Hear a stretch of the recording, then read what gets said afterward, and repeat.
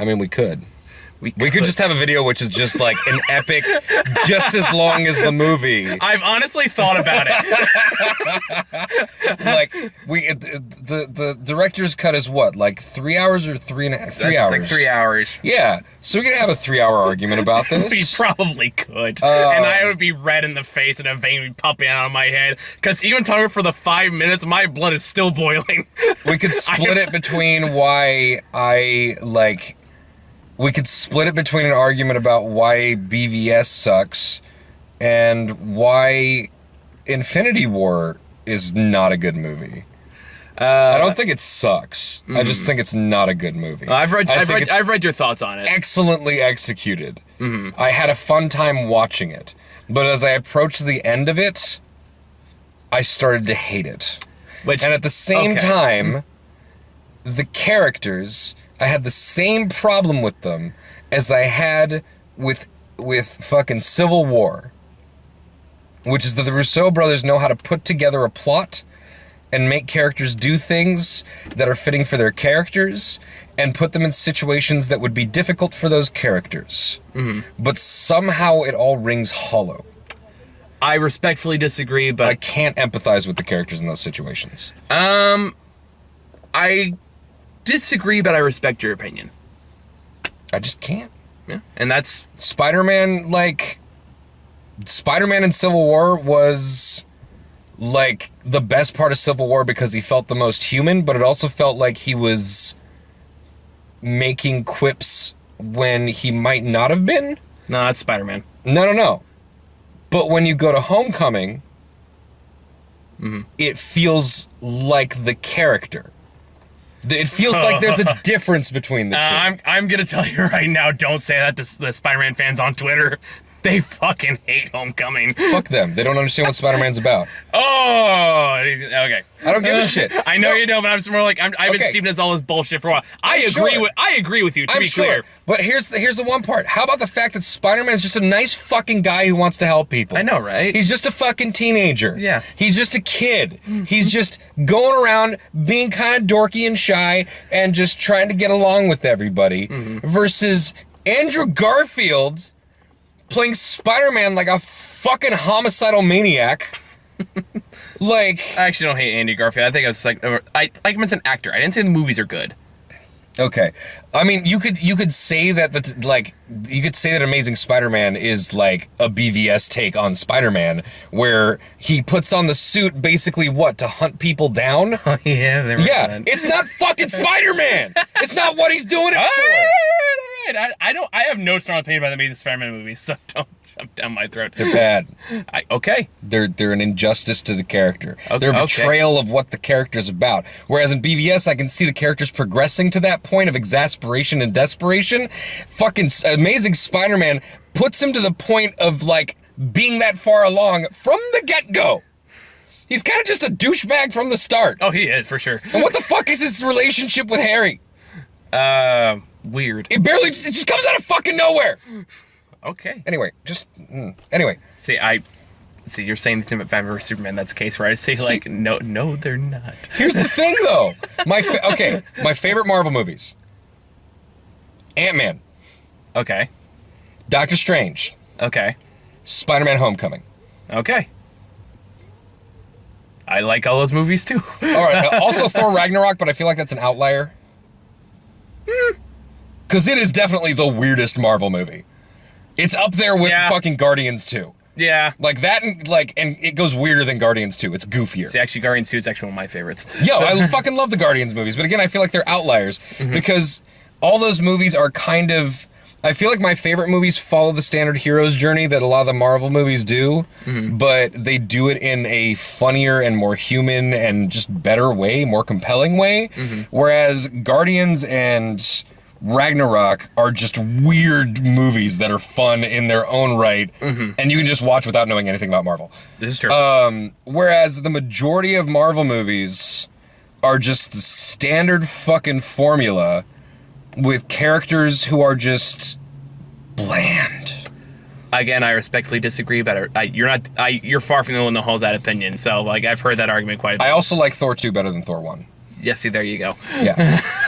Thor. It's just not but for you. I have a bias for against Thor 1 because the soundtrack is mostly canned loops, and it just takes me out of the movie any moment any part of the soundtrack comes on. That's fair. I can show you, I have the plugin that has these instruments on it. I can show you where the fucking loops are. Whereas in Thor 2, you got the banter between Loki and Thor, and I like that. I wanted that. Those were the best parts of that movie. Exactly, and that's what I wanted. It gave the characters some more character. What's the name of the villain in Thor 2? Some dark elf fucking thing. I don't give a shit. That's not what the movie's about. No, it's not. Who cares about the villain? The movie is about Loki and Thor. Yeah. That's all it's about. It wasn't until the reshoots, but... Sure, but okay, so it was about Loki and Thor, and then it was also about their relationships with their fellow fucking... You okay, buddy? I just have such mixed feelings about Thor 3 because I love it as a standalone movie, but I don't like the fact that we won't get the conclusion to the original Thor trilogy that should have been. It doesn't tie up the trilogy. They fucking kill everyone else like as an afterthought. But think of it this way. If we did get that way, we wouldn't have Shazam. Really? Because, Zachary Levi's in that film. Zachary Levi's in... Yeah, he's the one in the green suit with the mustache. What? And because they killed him off, he got released from his Marvel contract, so he got to make a Shazam. Well, that's interesting, but I don't think that it would have taken that long for us to get to Shazam. True, but it might not be Zachary Levi. Why wouldn't it be Zachary Levi? Because he'd be in Marvel, still, technically. Well, but no, he could just be in Thor 3 and had a proper storyline and then died in Thor 3. Maybe. It's been several years. There's plenty of time between Thor 3 and now to make Shazam. But regardless, I still haven't seen Winter Soldier. I need to see Winter Soldier. I hear it's one of the best ones. That being said, they all say about Civil War, and you also hate that film, so I don't know. Civil War's garbage. I disagree, but it just takes... Okay, same problem with X3. Should we just wrap this up? Because that's what we're talking about. No. We're done with the Us review. X3 has a problem where every single moment of the movie that is supposed to be an emotional beat is not earned. It is stuff taken from other movies, other relationships that were built by better directors, and then just popped like, oh, this character died, you care about them, right? But they do it in ways that are so ineffective that you're like, And the fucking writing is so ham-fisted. It's just so... It's so stiff and posturing, and it doesn't feel like how people talk. It looks like pretty people standing around giving, like, fucking stage poetry. Like, it's not real. It doesn't feel real. So when characters betray each other, it feels like some fucking 14-year-old's emo high school poem. Like, it doesn't feel fucking real. Civil War. Also, Civil War should have been the major Marvel event. It shouldn't be Infinity War. Infinity War next one. Like, Civil War should have been the real one, because then you could have taken all the fucking real conflicts, all the real ethical conflicts that come from the different perspectives that the Marvel characters have, and you could have explored that over the course of like 2 or 3 movies and actually developed the combat between, like, the battle between fucking Iron Man and Captain America. Mm-hmm. And the final fight they had wouldn't have been over, he killed my mom. That's not enough good reason to fight somebody?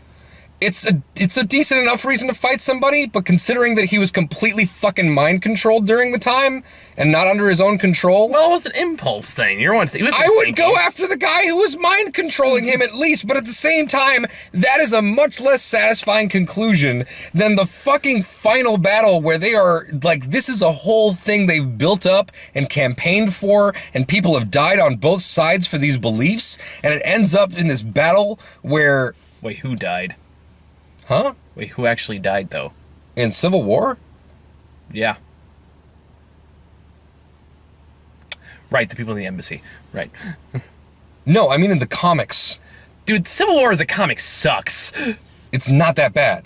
It's like, it's good, it's okay up to issue 4, then it completely nosedives. It's made better by the conclusion. Is it, though? Yes! Because I've read that shit. The fucking speech that this fucking speech that Tony Stark gives sitting by Captain America's corpse. That was a redemption for the fucking series. Exactly. I know that series. The problem is, like, that wasn't the actual story, though. That was a, like, single issue long after the story came out. But that moment should have happened. That moment is one of the most powerful fucking moments in Marvel Comics. The fact that you had him go, I fucking took a stand and I fought to the fucking bone for what I believed in. And because of that, my best fucking friend died. And in the end, it wasn't worth it. Like, that is a powerful, emotional, deep, meaningful moment that is tied to so many more actions that make those characters what they are. Instead of, he killed my mom. See, I still disagree, but Do you know how cheap of a fucking push that is? I felt it. I believed it. I liked it when I saw it. Anyone can be like, oh, they killed a family member of mine.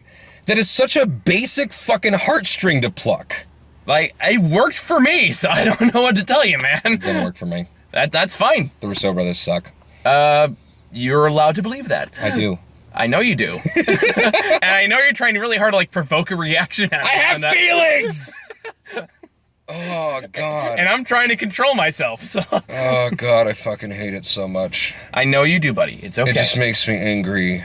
Okay, so can I rant uninterrupted about Batman vs. Superman for a bit then, if you're gonna go on that route? I didn't talk about Infinity War. Okay, fair enough. But you went on a long rant about a movie you absolutely hate, and Batman vs. Superman is a movie I absolutely hate with a goddamn passion. But it's more just my perspective on the overall Marvel universe. I feel like a lot of this stuff is just super popcorny and cheap, and not really with a lot of effort put into it. But that's been major effects. Marvel comic events for fucking years. Not necessarily. Secret Invasion was a popcorn event. Civil War was a popcorn event. Civil War 2 was a popcorn event. Civil War was meant to be more meaningful. It was than meant to be. It was meant to be, but it became loud noises over substance. That's what happens when you have 20 fucking writers on some shit, man. Like, no, it was all Mark Miller. Mark Miller lost his talent years ago. All Mark Miller. No, you really don't. That's the tie-ins you're thinking of with all the other writers. Well, yeah, but to get the full scope of Civil War, you got to bring in all the other shit that's happening. Not necessarily. A good event book should be able to stand on its own, regardless of what, like, all the other stuff. You don't like. It should tell the entire story within the limit they are given. It should not be. Yes. I should not have to read 5,000 other tie-ins to understand what the hell's going on. I agree. It should add but doesn't subtract. I agree. And that's what every Marvel event has been doing for the past, like, 10 years. I agree, but at the same time, I feel like there's a rich enough amount of content, including the tie-ins, so that someone making a movie out of the situation can just get rid of the garbage and get some more of the good stuff in there. But like, and they turned that into a 6-on-6 battle. But like for a bunch of characters they never even introduced at that point. Like, I don't know what the hell they would have done with that. I feel like they'd introduced enough characters to go a little further with it. Like, or at least enough They brought in, like, damn near every Marvel hero they had at that point. Who else did they miss out? I mean, they brought in new people. They fucking brought in Black Panther, and they brought in Spider-Man. But at least they, like, were around before. They put that in a way that makes sense. I'm not expecting fucking Goliath to show up out of nowhere and have to explain all that. But I mean, there's like, what, 4 of the Avengers aside from that? Like, who else who did they cut out? I don't fucking remember at this point. But like,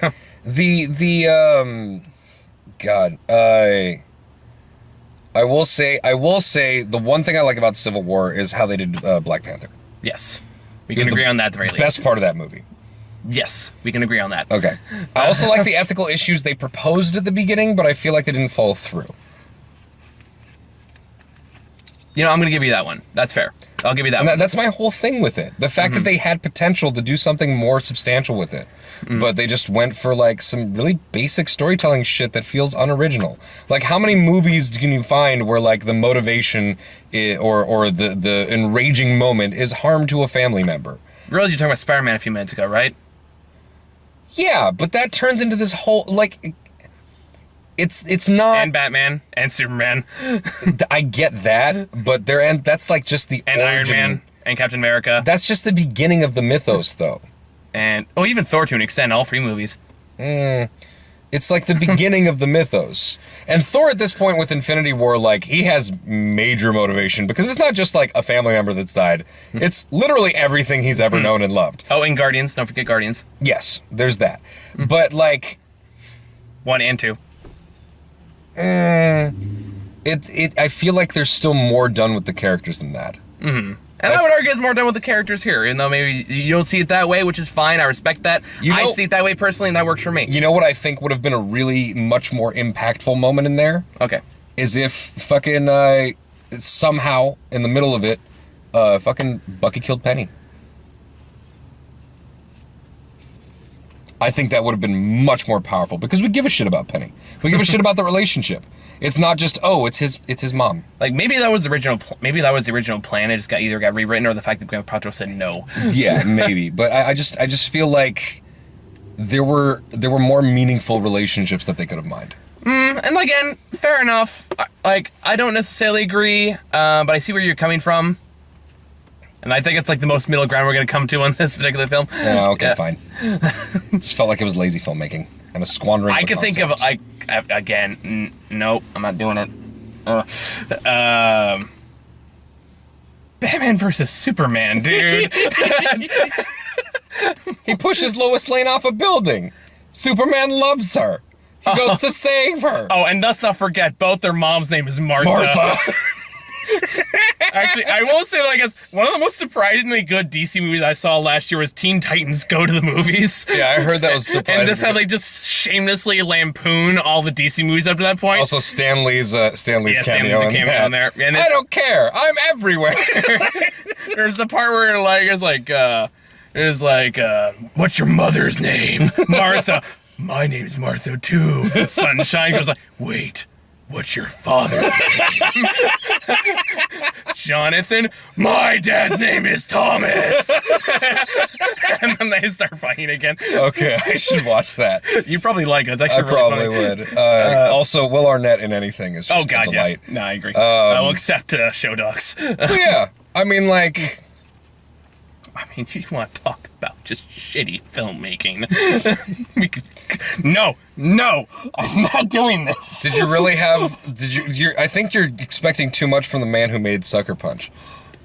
I'm expecting competence. It was competent. It was highly competent. No. No, I'm not doing this. I want to so bad. I want to so bad. That's exactly why I can't do it. What if I told you the Martha moment was not as bad as people say?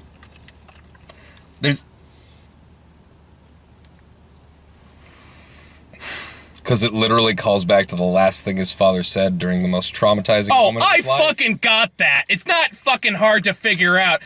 No! And then somehow in the moment where he's gonna kill this dude how to who push hates my him, goddamn buttons! in the moment that he's gonna kill this dude who he hates so much. Oh, yeah, it's so...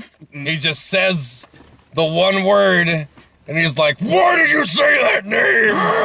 He's like, they're gonna kill my mom too. And he's like, oh... We're like each other. We have a common enemy. Now let's go do that. You know how to push my buttons too well, and I don't like that. I will say I'm very sad about what happened to Justice League. Well, yeah.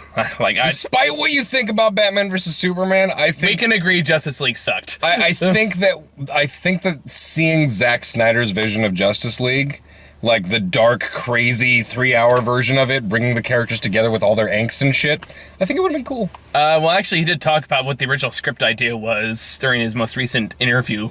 Oh boy. Yeah. How is it as bad as? It's different.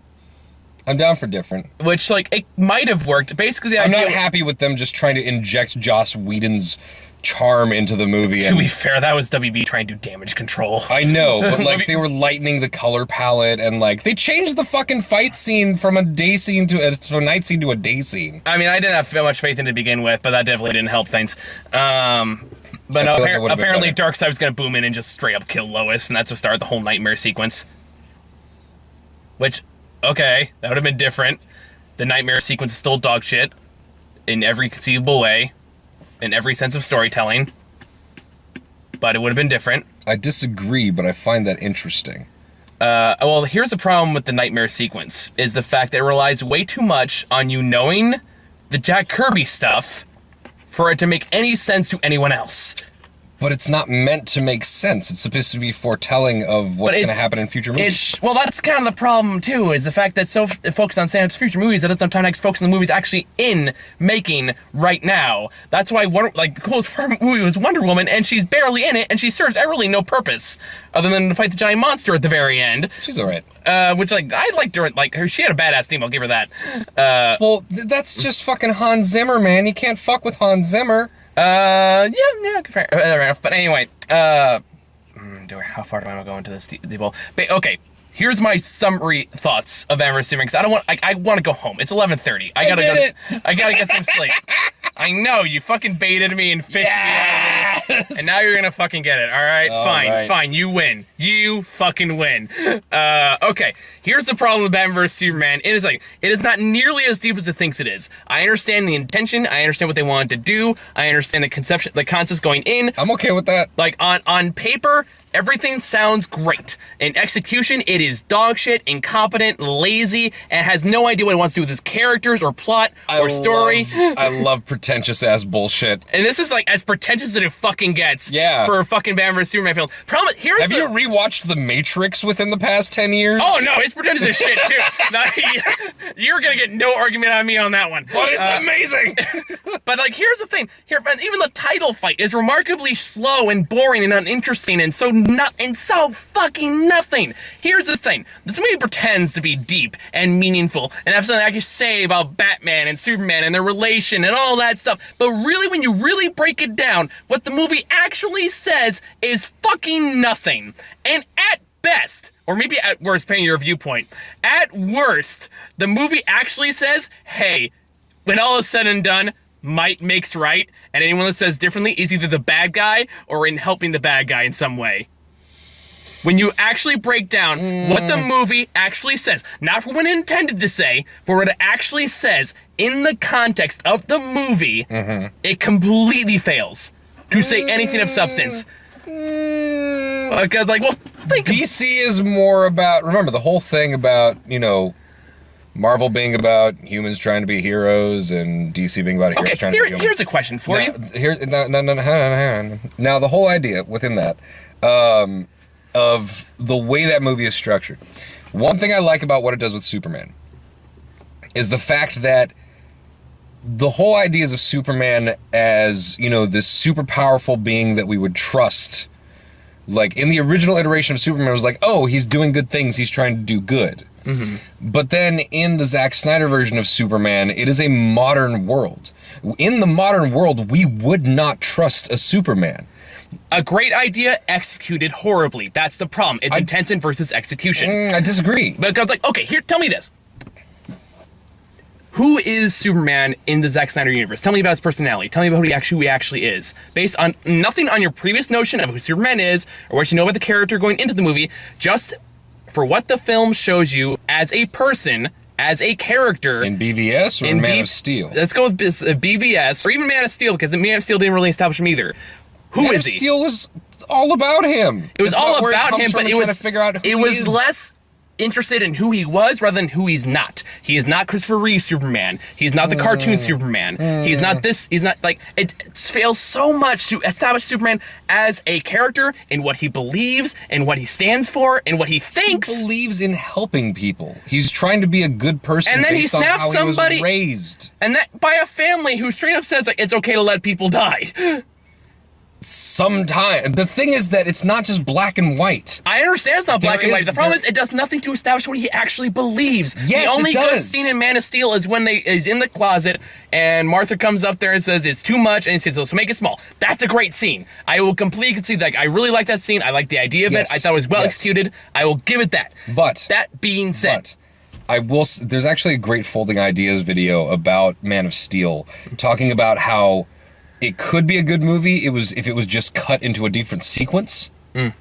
Because the way it's sequenced just kind of undermines the storytelling element of it all. But also, his dad just stepping into the tornado is fucking stupid. Yeah. But the whole thing about Man of Steel is that it spends so much time establishing that he wants to help people and that he wants to be a good person, and how he learns to keep his powers under check and not act out with them and obey childish impulses of lashing out and all this other shit.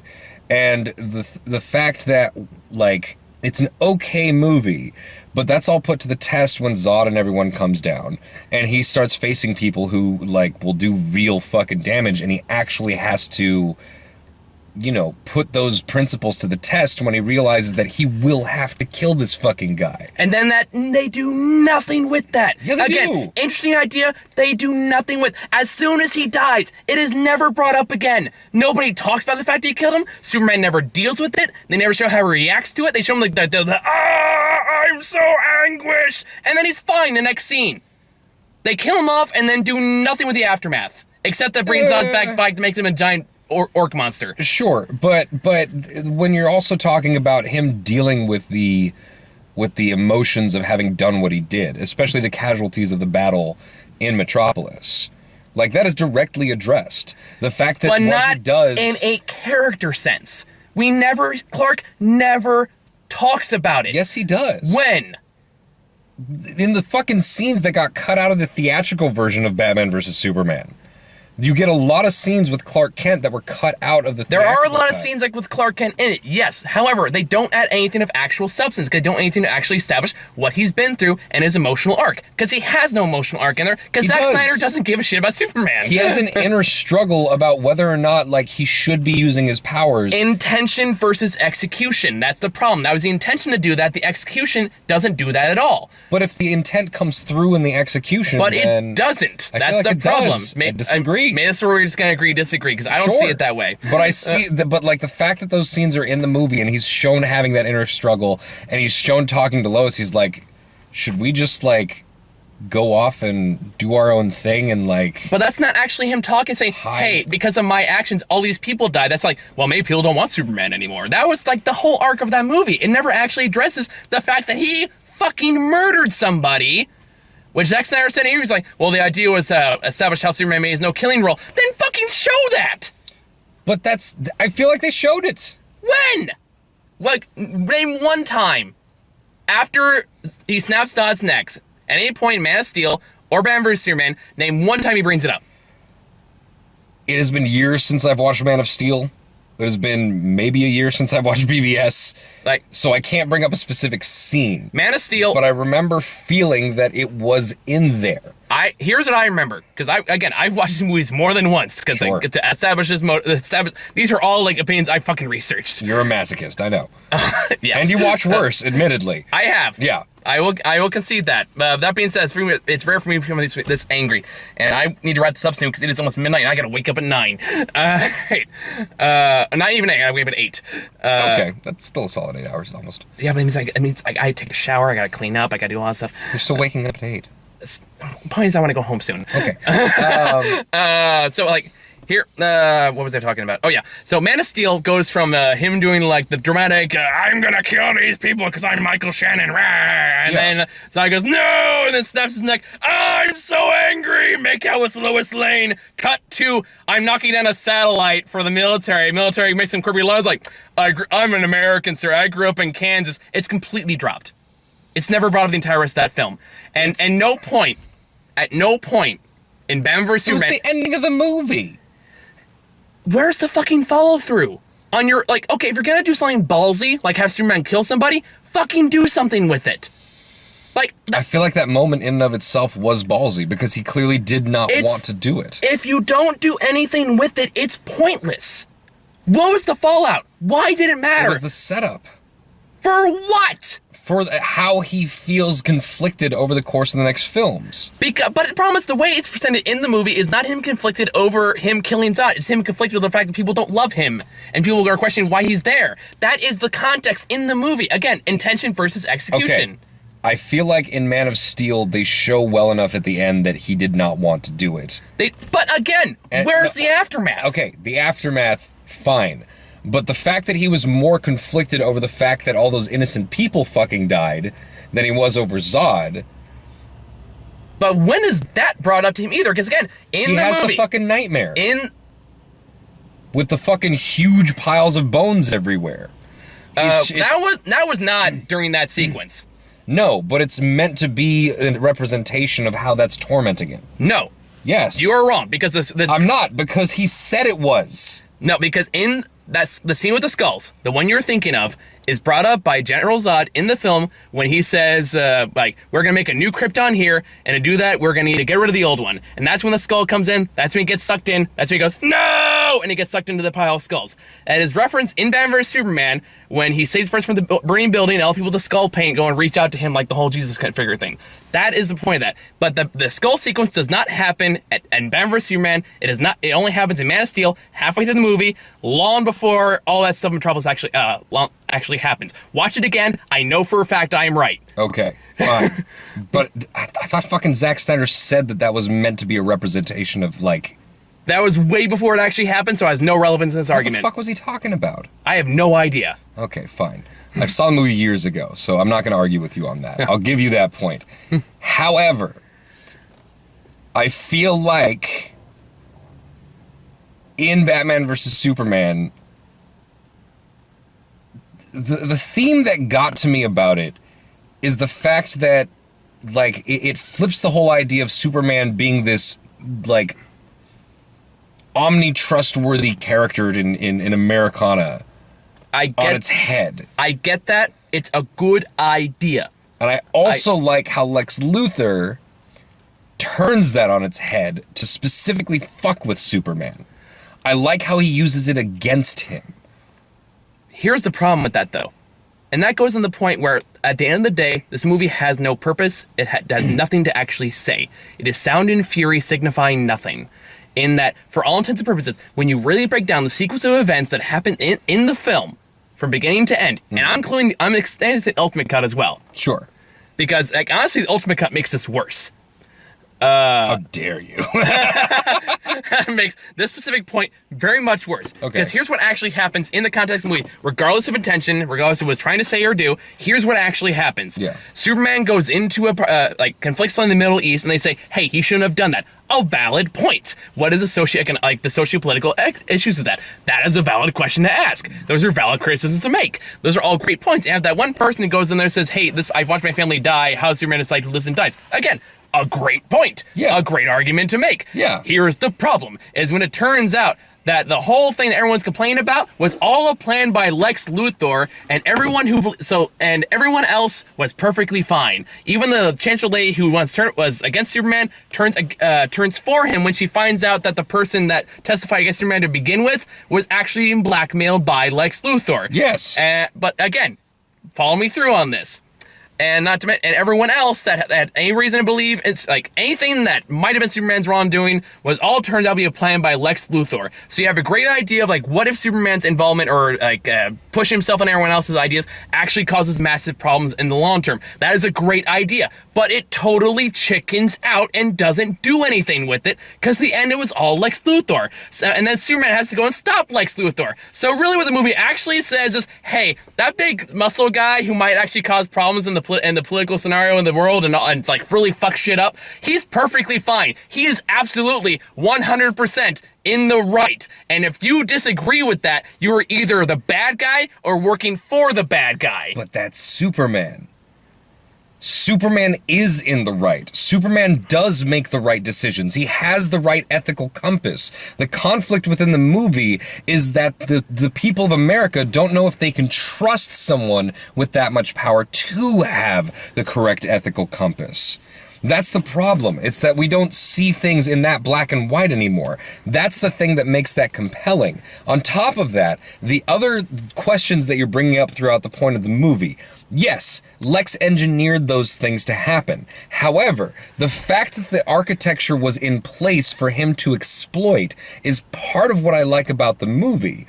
It's not that, you know, he made those things happen so they're meaningless. It's the fact that he took advantage of the fact that those problems exist, that those questions could exist to make Superman a questionable figure. It's a framing. And when you're talking about the woman who, you know, was blackmailed into testifying against Superman, there's a point to that. The fact that Superman was not in the wrong when he went to save Lois Lane, because he wasn't the one who killed all those fucking people. And all those people were fucking terrorists anyways. Like, it was a terrorist encampment. Nobody died there that was a villager.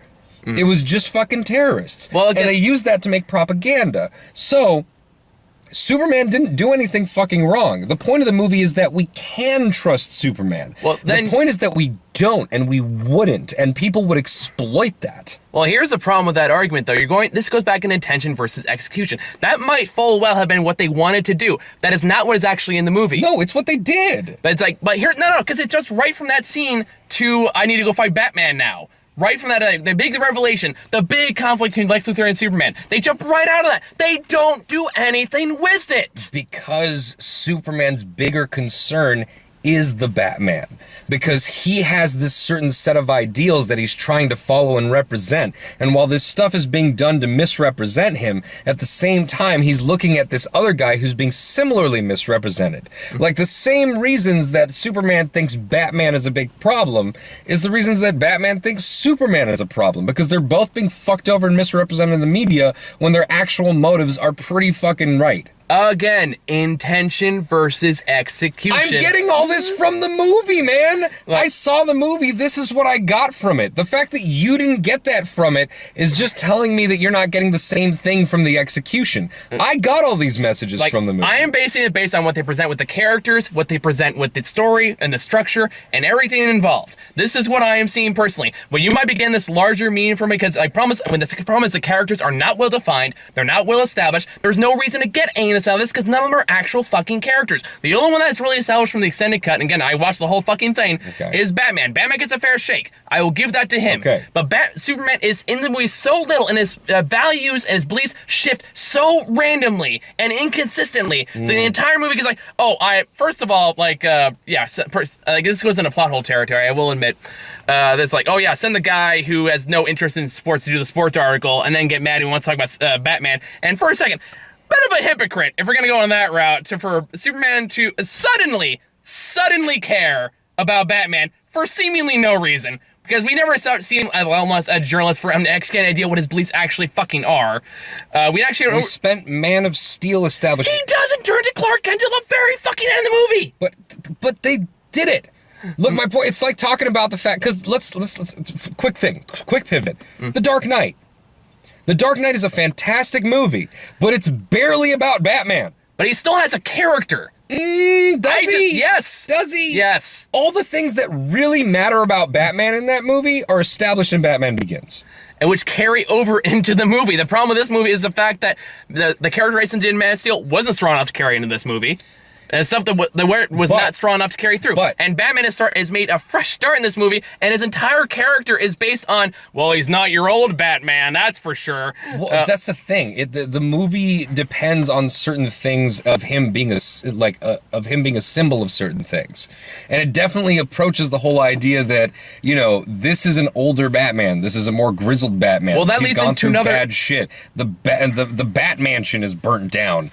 And I know, Wayne Manor, I call it the Bat Mansion. That's fine. But Bat Mansion is burned down. Robin's clearly been murdered by the Joker. Like, all this other stuff has clearly happened, and he's just at the end of his rope, he doesn't give a shit. Well, and that goes into another aspect of this movie that I think is a huge fucking problem, is the fact is, and this is something that's true for all Zack Snyder movies in general, it's way more interested in the symbolism than it is the actual fucking characters. Yeah. And that's not a good thing.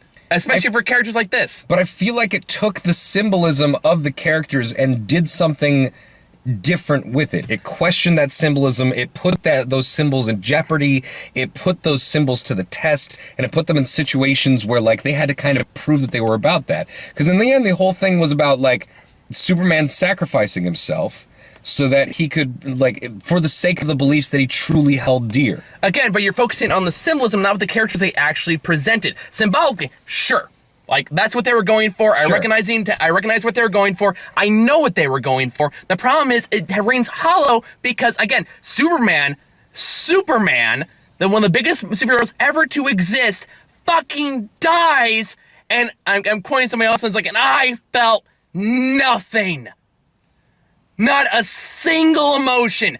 Nobody cared. I was on that packed theater. Not a single person gasped. Nobody gave a shit. Nobody liked Superman in this movie. There was no reason to care, so the symbolism doesn't do jack shit. You know what's hilarious? What? I'm realizing? What? Is that we have such a weirdly, opposed perspective on how the storytelling works.